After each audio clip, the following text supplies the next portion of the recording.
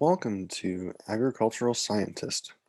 My name is Wayne Ohnesorg, and I'm a Nebraska Extension educator based out of the Madison County Extension Office in Norfolk, Nebraska. Today I'll be leading you through the Agricultural Scientist section of the Northeast Nebraska Career Day. A little bit about me as far as my educational background. I have a Bachelor's of Science degree in agroecology from the University of Wyoming. I have a number of minors there. I got my master's degree in entomology at Iowa State University, and then my PhD in entomology at the University of Nebraska-Lincoln. So that hopefully gives you a little bit of an indication why I would be qualified to visit with you today about being an agricultural scientist. There are a lot of types of agricultural scientists. Entomologist is just one of those. I deal with insects. Um, Along with the insects, sometimes I deal with a few other things that aren't considered insects, but those might be things like mites and spiders, end up in millipedes, end up in that arena too, as we don't have very many people that directly deal with those. Other areas that would be included as an agricultural scientist include an agricultural engineer, where you are looking at the different types of equipment that go into agricultural production. So you might be working with irrigation systems or planting equipment or the tractors themselves, combines. There's a lot of things that go into that engineering component, and it's really just a matter of dealing with the physical tools and how they're used. Uh, you can have an agronomist. Agronomists do a lot of troubleshooting with plant crop production. You'll see a lot of crossover between an agronomist with plant pathologist, soil scientist, plant scientist, and entomologist. Agronomist tends to look at systems level approaches, so like overall corn production, how do we most effectively grow corn? Or they could be more of an agronomist that would consult to a producer on how to best use the resources at their disposal. You have animal scientists, so this can be dealing with any kind of animal production. This would be anything from poultry to beef to pork, would all be included in here. Maybe some of the more minor specialty animals that get produced in Nebraska, such as goats and sheep. We have plant breeders. Plant breeders look at uh, enhancing the productivity traits of our crop plants. Uh, so they would be an important role. Plant pathologists look at disease organisms that affect uh, agricultural production, whether mainly on the plant side. You have plant scientists that look at individual plants, maybe a particular species, how they grow, how they operate, when critical times are for things like pollination, um, growing lengths in terms of how long it takes to go through the growing cycle or when they shut off. Uh, Good examples are corn is related to the number of heat units accumulated across the growing season, whereas soybeans are an example of a plant that will stop based on day length. We'll tell them what they are doing and when to do what. And then soil scientists, they look at the soil properties. A lot of times you'll get, with soil scientists, you'll get lumped in plant nutrition. So fertilizer goes into this as well. But a soil scientist will look at the difference in reactions to a lot of different things that involve the soil.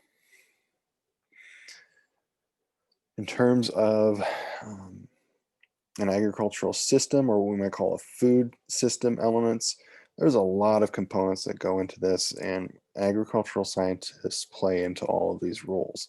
So if we start at the agricultural production slice, we produce it, then it needs to get where it's going. That's that distribution, and it might get lumped together with lots of production from multiple growers or multiple counties, some instances multiple states or countries. We then process that food and manufacture it once we have it all together.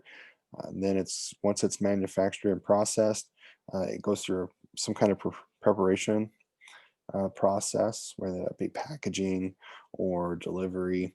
There may be some resource and waste recovery. We see that a lot with manure use as fertilizer, might be a good way to look at that. And then lastly, we come back around to that land access.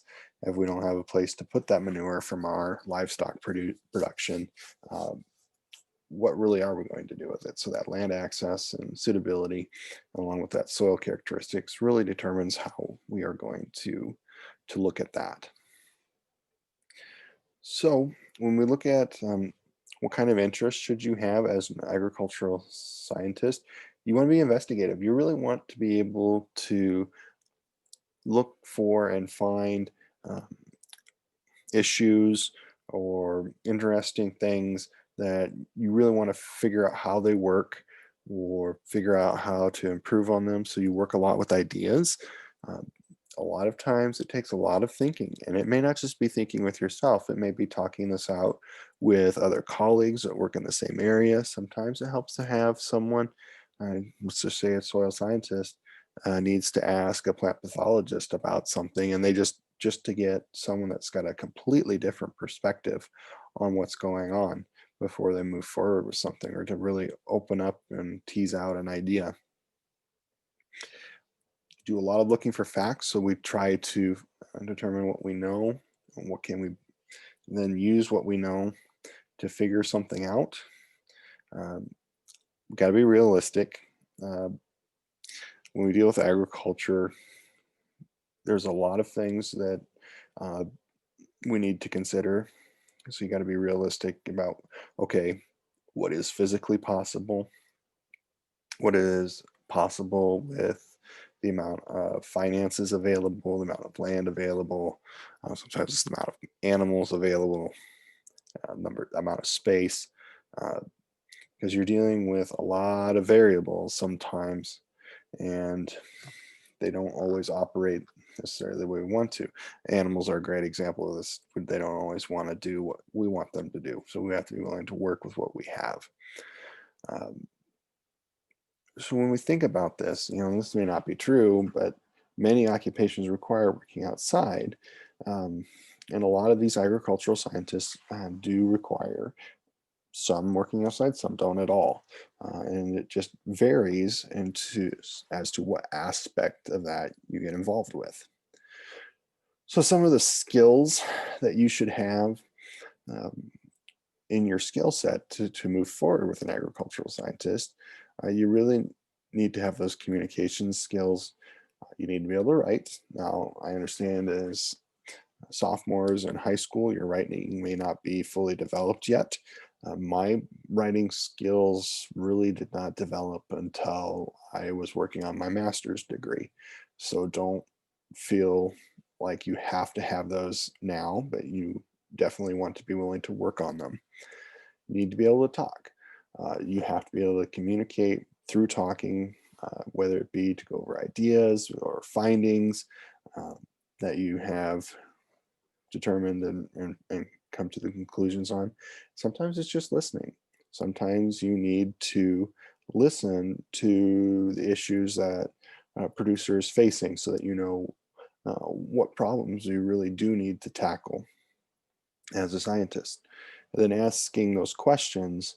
All right, so you're seeing this issue. Have you tried? Maybe you try to start asking them, have you tried this or that? Or can you tell me more about how that happened?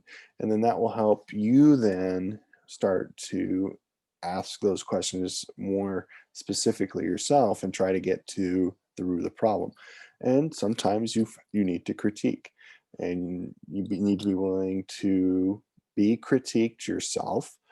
Sometimes you might be pursuing an idea from an angle that may not be the best, and there's a better way to approach it that might be simpler. It might provide better results in the end. So you need to be willing to critique, but also willing to be critiqued. So one of the things when we talk about skills, you need to be able to think. So that really lends itself to, are you willing to identify complex problems? A lot of the simpler problems within our world have solutions for them already. Now, what we tend to be dealing with are larger, complex problems. We may need to use a scientific method in order to get those solved. So, when it comes to that, we got to be able to sit down and use logic, use reasoning. We need to be able to identify within a situation, what are the strengths, what are the weaknesses, what are our options for solutions, because there may be more than one for a given situation. Vision. So you need to be able to step back and look at a system and how it works and think about how you might change how that system works, or how it change in conditions. So not necessarily a complete change to that system, but how a modification will affect any of the outcomes, and will those outcomes then be favorable? As far as working conditions, agricultural scientists work all over the place. I have a mix of office and outside activities that I participate in as part of my job with the University of Nebraska Lincoln. Uh, so that is one taste. Some agricultural scientists are completely laboratory based. They don't do any outside work. They primarily work in labs. We see this a lot with some of the gene work that's going on with our crop systems and plants, and how they are breeding various characteristics in, or maybe a better way to look at that might be some of the uh, pest management traits that are being bred into our crop plants. So yes, you can have laboratory, office, outside. The outside part can be hills, valleys, prairies, farms, a lot of different places, depending on which aspect of an agricultural scientist you go into. As far as an outlook from 2010 to 2020, the projection was a 12% increase nationally in the amount of employment. So that's good news. It's not a shrinking field, it's a growing field if you're interested in going into it. Just some breakups here. There's a lot of numbers. You can always pause this later if you really want to get down to it. Um, there's about, when you look at agriculture and food scientists, they hold about 43,000 jobs, according to this. And there's a lot of different ways those break up. And you can see it varies from an industry to education to government, where all these jobs fall. And so you can, and then it has down at the bottom that percent and number change that's projected from 2016 to 2026. Again, growth, which is good. Uh, so there you can see there'll be jobs available for you. As far as what you earn, uh, it really comes down to the bottom table there. Different areas earn different amounts, and different specialties earn different amounts when it comes to salaries. And as you go through your education and you find what you really like, as far as a particular agricultural scientist, you'll be able to tease out what those are. But generally speaking, you can, for Nebraska, make a living wage on being an agricultural scientist. So this is kind of a breakdown. That last one had some median incomes where half make less, half make more. And you can kind of see this a different spread here. The top graph is in Nebraska. The middle graph is the state of Georgia. And the bottom graph is the national average. And you can see Nebraska does lag a little bit behind the national average. However, uh, we need to remember to look at some of those cost of living pieces too when you think about where you might be going with this. So this is just a particular field problem. If you look really close, you can see there's shorter corn here in the foreground of the picture, and the corn gets taller and darker green in the background. Uh, this is very characteristic.